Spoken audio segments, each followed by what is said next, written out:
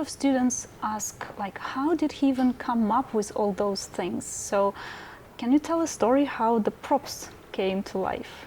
Well, in my early years, my practice was pretty strenuous. We did 20-minute headstand every day, 20-minute shoulder stand every day. The whole sequence of advanced back bends, balancings, advanced forward bends, the whole package of yoga practice, and in long timings. So I was teaching from that perspective.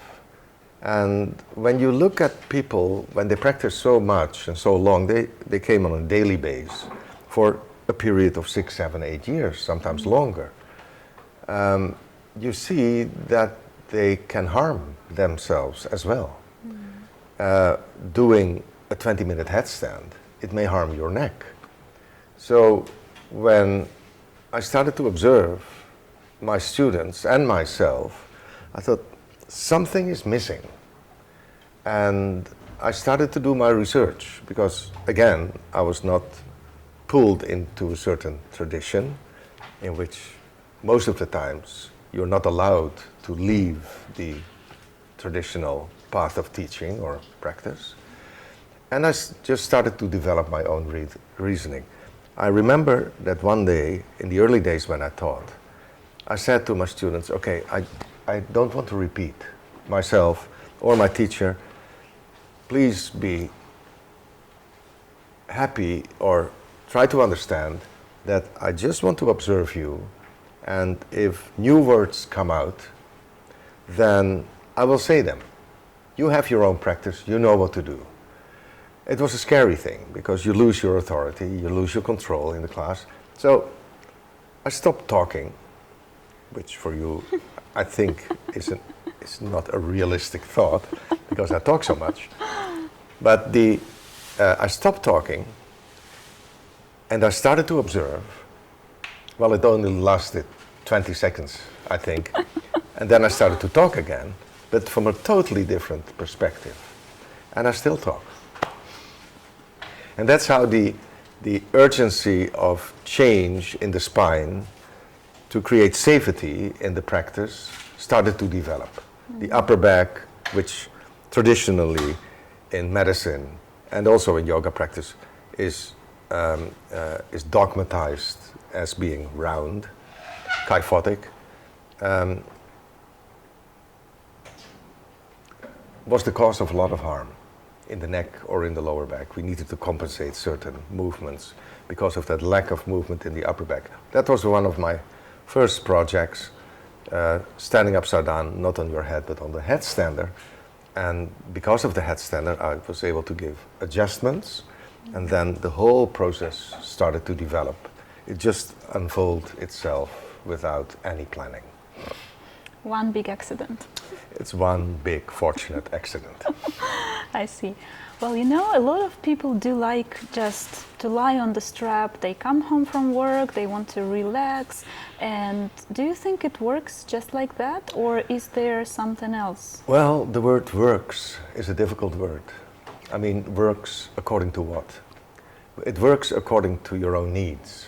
So when you're tired, you better lay on the strap instead of hanging out on a bench or a chair. I mean, something is going on in your spine. There is a process of movement. It's limited because there's not much consciousness in it. I had a boy, and he read one of my books, and he had problems in his arms, like repetitive strain injury. And he went to his doctor, and the doctor said, well, I know something, it's called yoga, and then you have to lay down on a strap, and that seems to be good for your arm. So he went home, he ordered a strap, and he lay down on it. But nothing actually happened the 3, 4, 5 weeks that he was practicing. He liked it, and some minor things did develop, but it didn't touch him. Till the moment he came to my class, and I told him to exhale to that spot, to move with gravity, to become heavier, to experience the sensations coming from that process of change and give them meaning, to transfer it into another type of breathing when you inhale, and so on, and so on, and so on. And he said, wow, this was the missing link. So it can be a superficial experience of change, which is good. When you're tired, lay down on the strap. But when the need is to go through your layers of tension, your stress reflexes, and so on, you need to add another consciousness, because it's all about safety. You need to feel safe in a process, in an anatomical process in which you understand that it creates safety. There's a lot of consciousness coming in, but without it, it's not bad to do it. Yeah, I see. There should be this turning point, I guess. That's consciousness. It's a turning point. It's a turning point in which projection, because we seem to, when I feel unhappy, I tell other people, my partner or whatever, that they should change into reflection. No, I cannot ask them to change. I need to change. And that happens on the strap. First you lay on the strap, or you stand on the headstander, and then suddenly you think, I have to change. That's the only perspective you can practice from, and then the conflict between people turns into union. Yeah, beautiful. What about age? Some people are reluctant to start their practice if they are 50 plus or 60 plus. Well, you know, the later the better. We all age, of course. We become so, and the main fear is the anatomical fear. Can our joints, are our joints stable enough to reach that old age without issues? So people are 60 and 70 and they compare themselves to their sports activities. And you have to leave your sports at a certain age. But yoga can be practiced at all ages. And above all, when you're 70. 70 is the new 50. So when you're 70, you have another 40 years to go. So you better start practicing. And the body can change. I've seen so many old people, I mean, to be honest, I'm one of them, who change every day into the better. And it's a very positive development, which for aging, not only physically, but also mentally, that you put yourself in a process of growth, giving values to your body instead of leaving your body and scare takes over. To give that process, that positive process to yourself, it's one of the gifts in life, I think. Yeah. You better start doing it. I'll tell my parents. And not tomorrow. Tell them today. I will. Because there is no tomorrow. Tomorrow there's another tomorrow. So what about those J-spine classes? Well, actually, all critical alignment classes are J-spine classes, but we put we gave them that name in our institution here in Moscow because we wanted to attract sportsmen. Mm-hmm. Because sports seems to be the healthy development in our lives, but it is so dangerous.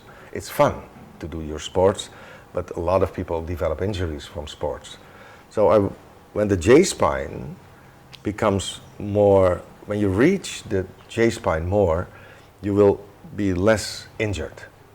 And the total alignment of the spine, which develops stability in the neck, stability in your core, stability in your legs and arms, therefore, it's all related to each other, causes more joy in your sports performance and practice, and less injury.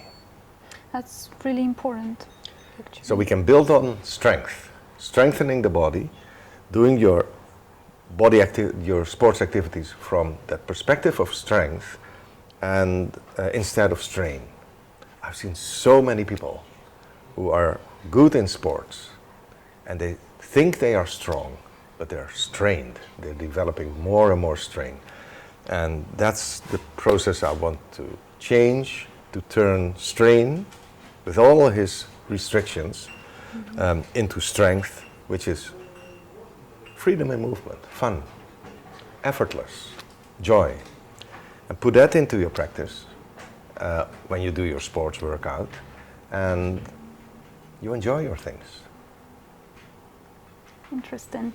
Very, very good approach to sport. Well, they can come together, sports, and it's not that sports is the bad guy, but there is a risk in sport, and you need to create safety in sports activities. So that's what we want to offer in our J-Spine classes for the active people.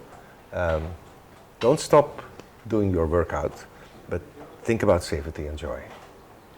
And what would you recommend to a complete newcomer?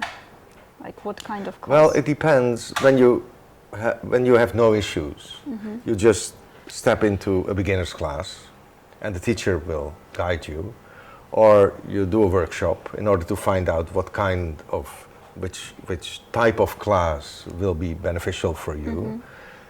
We offer certain workshops during the weekend for people who don't know about critical alignment. It's of course a new style in this city, or not that old. So I can imagine that you, because of the wider range of classes, do I have to do therapeutical classes, 50+ classes, or general classes, J-Spine, that you want to have a conversation with one of the teachers that you want to experience it by yourself. When you have real issues like chronic lower back issues, it's better to grab the telephone and call with one of the people here and ask them for an advice, whether it would be better to step into therapeutic classes. And you can also read it on our website, which classes we recommend to certain problems in the body. When there's chronic pain, chronic problems involved, you better start from a therapeutic perspective to get clear insight in your problems, know what to do your homework exercises, and when the real issues start to dissolve, then you can step into either a class between the therapeutic classes and the beginners classes, or you shift to beginners classes. But never stop your practice. You don't get rid of us. There will always be a follow-up. Okay.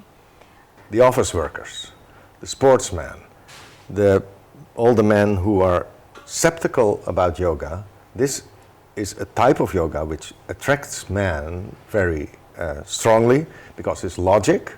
There's a logical anatomical foundation, and so first the man should be courageous enough to leave that stigma of yoga, which so many men have. It's floaty, it's good for my wife, and you know, all that kind of thing, because they harm themselves so much.